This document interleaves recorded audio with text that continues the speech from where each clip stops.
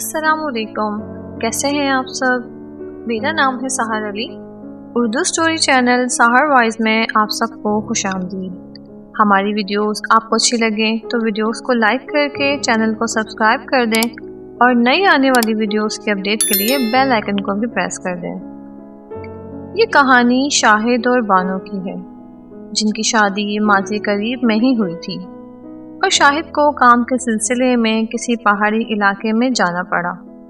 ان کے ساتھ وہاں کیا ہوا، اس واقعے کو جاننے کے لیے کہانی کو مکمل سنیے گا اور اپنی رائے کا اظہار بھی کامنٹ باکس میں ضرور کیجیے گا۔ ہمیں آپ کے کامنٹس کا انتظار رہے گا، اور آپ بھی اپنی کوئی کہانی یا واقعہ ہم سے شیئر کرنا چاہیں تو ڈسکرپشن میں دیے گئے ای میل ایڈریس پر ضرور سینڈ کیجیے۔ آپ چاہیں گے تو آپ کا نام شیئر کیا جائے گا۔ تو چلیں کہانی کو شروع کرتے ہیں۔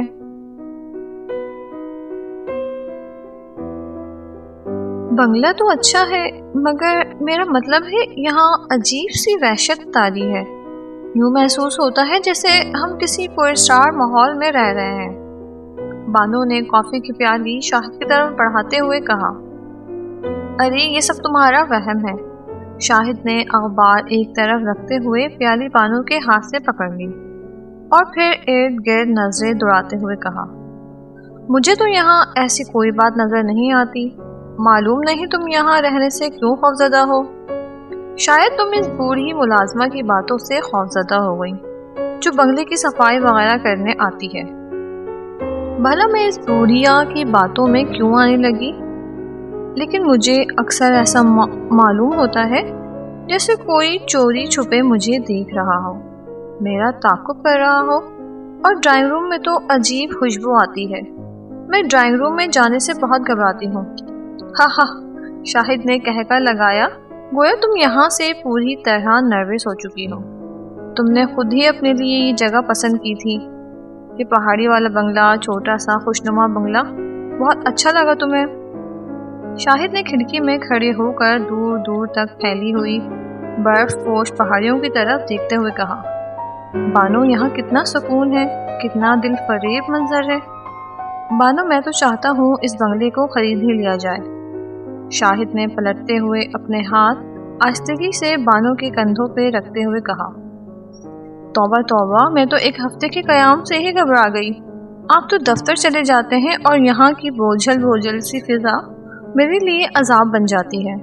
بوڑھی ملازمہ صرف 2 گھنٹے کے لیے آتی ہے اور اس کی باتیں تو اور بھی خوفزدہ کر دیتی ہے۔ کل کہنے لگی، اے بی بی تم جانو، میں تو تمہارے ہی بھلے کی کہتی ہوں۔ یہاں تو کوئی کرایہ دار 2 روز سے زیادہ نہیں ٹھہرتا، تم نہ جانے ہفتے بھر سے کیسے موجود ہو۔ ویسے بھی یہ بنگلہ 10-12 سال سے غیر آباد پڑا ہے۔ سنا ہے یہاں بھوتوں نے ڈیرا جما رکھا ہے، لیکن بیوی سچی بات تو یہ ہے کہ یہ بنگلہ ایک عیاش امیر زادے نے بنوایا تھا۔ کہتے ہیں یہاں وہ خوبصورت لڑکیوں کے ساتھ کئی دن عیش سے گزارتا تھا۔ ایک دفعہ ایک معصوم سی لڑکی کہیں سے اٹھا لایا۔ لڑکی بیچاری بہت چیخی چلائی، مگر اس ظالم کو ذرہ برابر بھی اس پر رحم نہ آیا۔ لڑکی اسے برداشت نہ کر سکی، مگر مرتے مرتے کسی طرح امیر زادے کو بھی قتل کر گئی۔ سنا ہے اس کے بعد یہ بنگلہ آباد نہ ہو سکا۔ غلط، بالکل غلط، شاہد نے ہنستے ہوئے بانو کو کہا۔ اور اگر تسلیم بھی کر لیا جائے تو کیا مردے زندوں کو تنگ کرنے آتے ہیں؟ بہرحال میں آج ہی تمہارے لیے ایک مستقل ملازمہ کا بندوبست کرتا ہوں۔ اور پھر کمرے سے باہر نکل گیا۔ بانو نے دروازے کی کنڈی چڑھا دی اور پھر کھڑکی میں جھانکنے لگی۔ باہر شاہد اپنی گاڑی اسٹارٹ کر رہا تھا۔ شاہد نے گاڑی گیئر میں ڈالی اور گاڑی کے اندر سے ہی ایک بوسہ اچھال کر گاڑی کو آگے بڑھا دیا۔ بانو اسے دور تک جاتے دیکھتی رہی، یہاں تک کہ گاڑی چھوٹی پہاڑی کے موڑ پر جا کر آنکھوں سے اوجھل ہو گئی۔ بانو نے کھڑکی بند کر دی اور ناشتے کی میز سے برتن اٹھا کر باورچی خانے کی طرف چلی گئی۔ آج صبح سے ہی موسم خراب تھا۔ بانو جانتی تھی کہ ایسے موسم میں بوڑھی ملازمہ نہیں آئے گی۔ سارا کام اسے خود ہی کرنا تھا۔ برتن صاف کرتے ہوئے وہ بے اختیار چونک پڑی۔ تیز ہوا کے جھونکوں نے کھڑکی کے پٹ کھول دیے۔ بانو کانپ کر رہ گئی۔ باہر شدید طوفان کے آثار نمایاں تھے۔ گاڑھے بھورے بادل مغرب کی طرف سے بڑھ رہے تھے۔ اسی وقت بجلی چمکی اور گرج کی آواز سے بنگلے کی دیواریں تک ہلا دی۔ بانو نے جلدی سے کھڑکی بند کی اور ڈرائنگ روم میں لائٹ جلا کر بیٹھ گئی۔ باہر طوفان نے ایک قیامت برپا کر رکھی تھی۔ پورا بنگلہ طوفان کی زد میں تھا۔ تیز سرد ہوائیں بنگلے کی طرف دیوار سے اپنا سر ٹکرا رہی تھی، جیسے بنگلے کو اپنے ساتھ اڑا لے جانے پر کمر بستہ ہو۔ بادلوں کی خوفناک گرج اسے لرزائے دیتی تھی۔ یکایک وہ چیخ مار کر کونے میں سمٹ گئی۔ کمرے میں بالکل اندھیرا ہو گیا۔ اس کا رنگ ہلدی کی طرح زرد پڑ گیا۔ اسے دیواروں تک سے خوف آنے لگا۔ بادل ایک دفعہ پھر زور سے گرجا اور وہ چیختی ہوئی دروازے تک بھاگی۔ بانو، بانو! باہر بری طرح کوئی دروازہ پیچ رہا تھا۔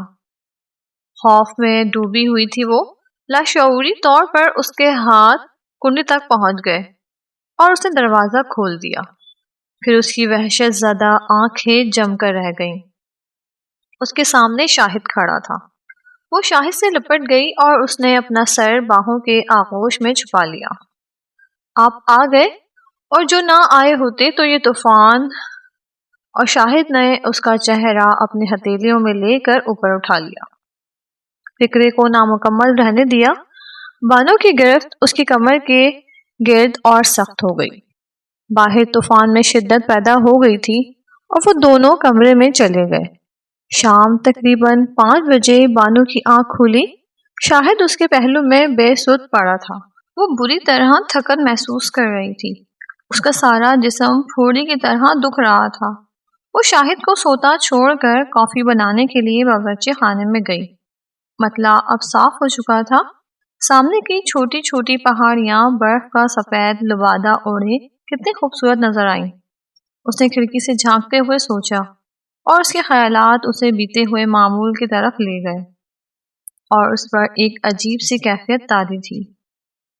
اور پھر کار کے تیز ہارن نے اس کے خیالات کے تسلسل کو توڑ ڈالا۔ وہ دروازہ کھولنے کے لیے بڑھی۔